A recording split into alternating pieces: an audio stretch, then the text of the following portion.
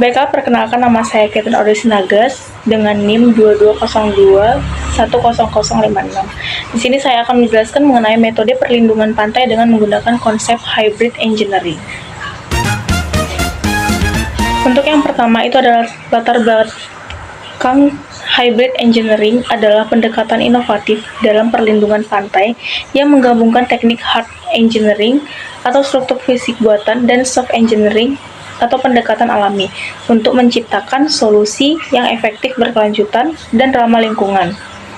Pendekatan ini bertujuan untuk melindungi garis pantai dan erosi, abrasi, dan dampak kenaikan muka air laut akibat perubahan iklim, sambil menjaga ekosistem pesisir dan mendukung kebutuhan sosial ekonomi masyarakat lokal. Kemudian untuk tujuan dari hybrid engineering itu ada yang pertama melindungi pantai dan erosi dan abrasi secara efektif. Yang kedua, mengurangi biaya jangka panjang sambil tetap adaptif terhadap perubahan iklim. Kemudian ada melibatkan masyarakat untuk keberlanjutan proyek. Yang keempat, memastikan keberlanjutan lingkungan dan ekosistem pesisir. Yang kelima, meningkatkan estetika dan nilai ekonomi pantai. Dan yang terakhir, mendorong inovasi dan solusi yang fleksibel. Kemudian konsep utama hybrid engineering adalah menggabungkan kekuatan dan kecepatan hard engineering dengan keberlanjutan dan manfaat ekologis soft engineering. Metode ini menciptakan solusi yang pertama, solusi efektif jangka pendek, di mana struktur keras langsung melindungi pantai dari gelombang besar. Yang kedua, berkelanjutan jangka panjang karena elemen lunak seperti mangrove menstabilkan pantai dan mengurangi kebutuhan perawatan. Yang keempat, dia ramah lingkungan karena mendukung ekosistem pesisir seperti habitat ikan dan burung. Dan yang terakhir itu, memiliki nilai ekonomis karena mengurangi biaya perawatan dibandingkan hanya menggunakan struktur keras. Karena tadi sudah membahas mengenai hard engineering dan soft engineering, di sini saya akan memberitahu hard engineering itu apa. Jadi hard engineering itu merupakan penggunaan struktur fisik buatan seperti tembok laut, pemecah gelombang, atau grain untuk menahan gelombang dan arus. Pendekatan ini kuat dan memberikan perlindungan langsung, tetapi seringkali mahal dan dapat merusak ekosistem. Dan soft engineering itu merupakan pendekatan yang bekerja dengan proses alami seperti penanaman mangrove, pengisian pasir pantai, atau restorasi terumbu karang. Pendekatan ini merupakan ramah lingkungan dan mendukung biodiversitas, tetapi membutuhkan waktu untuk efektif. Kemudian komponen hybrid engineering, pada komponen hard engineering itu ada breakwater,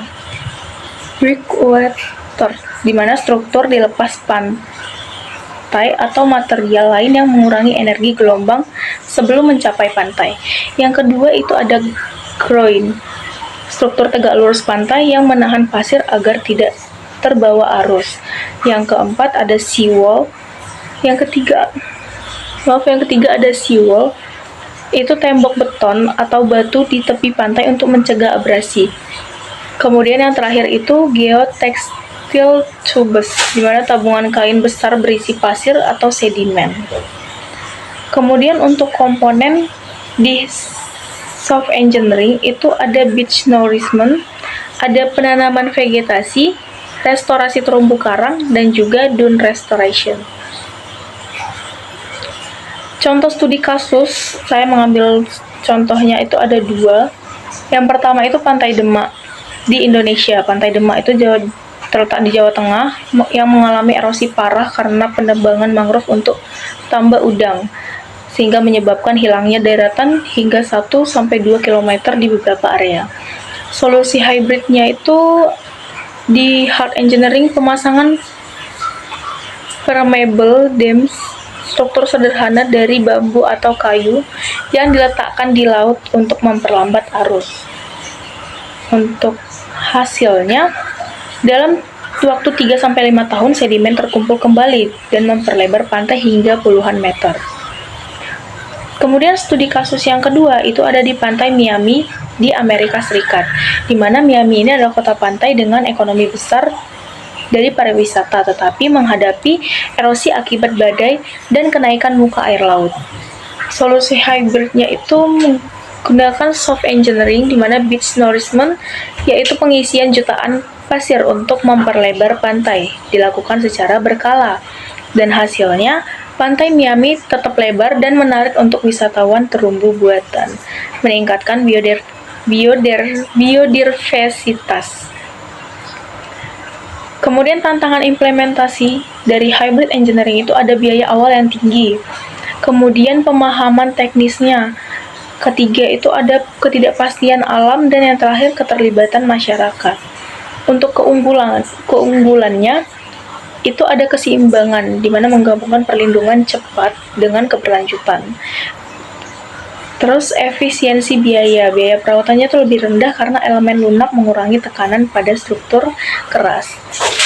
Dan yang terakhir itu dampak ekologis positifnya, mendukung lebih fleksibilitas dan daya tarik sosialnya. Untuk rekomendasi penerapan,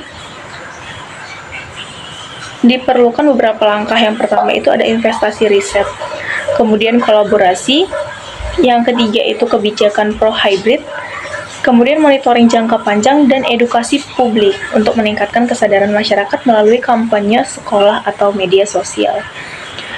Jadi kesimpulan yang bisa diambil dari materi ini, hybrid itu merupakan solusi modern untuk melindungi pantai dan erosi, abrasi, dan dampak perubahan iklim dengan menggabungkan kekuatan, struktur buatan, dan pendekatan alami. Metode ini menawarkan perlindungan yang efektif, berkelanjutan, dan ramah lingkungan. Contoh sukses seperti Pantai Demak dan Miami menunjukkan bahwa pendekatan ini dapat diterapkan di berbagai konteks, dari daerah tropis hingga kota besar. Meskipun ada tantangan seperti biaya awal dan kebutuhan keterlibatan masyarakat, manfaat jangka panjang ekonomis, ekologis, dan sosial membuat hybrid engineering menjadi pilihan ideal untuk masa depan pantai yang lebih aman dan hijau. Dan berikut sumber yang saya dapat untuk membuat materi. Sekian presentasi dari saya, terima kasih.